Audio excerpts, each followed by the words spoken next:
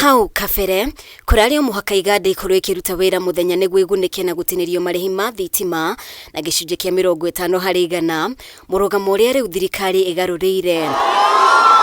Akiaria hindi ya kuhingura kiganda kia Next Gen Packaging rungu rwa EPZ kaunti ya Machakos, mutongoria wa bururi William RUTO nianiriire ahuri biashara iganda-ini riu maretinagirio gicunje kia 50 kia marihi ma thitima mathai-ini ma UTUKU gutega gubatarania iganda ici cikorwo cihuthirite thitima mathai-ini ma muthenya undu uria ukwambiriria kurutithio wira kwambiriria tariki 1 mweri wa gatano. EPZ has played a very critical role in the development of the economy of this country. This has been accelerated by the entry of AGOA.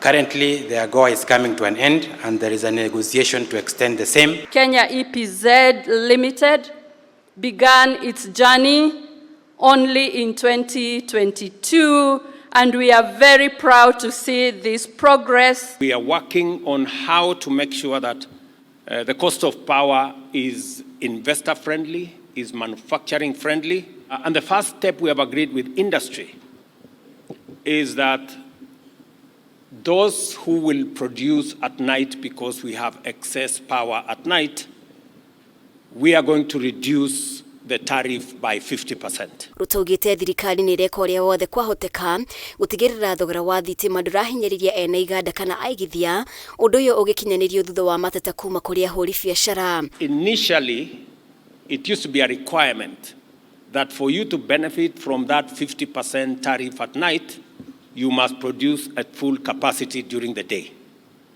We have since, from the 1st of this May, that requirement will not be necessary. So you can produce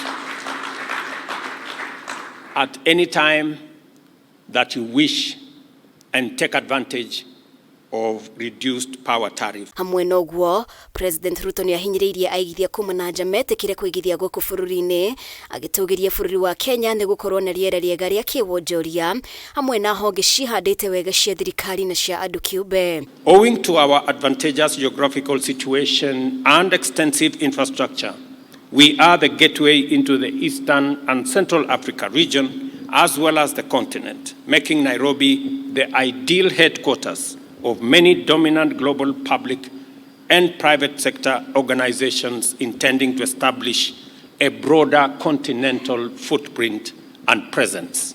Handu-ini hake Minister wa wonjoria na iganda Rebecca Miano nieranire thirikari ya Kenya ni hotorete gutigirira ni agaciria riera riega ria kuigithia.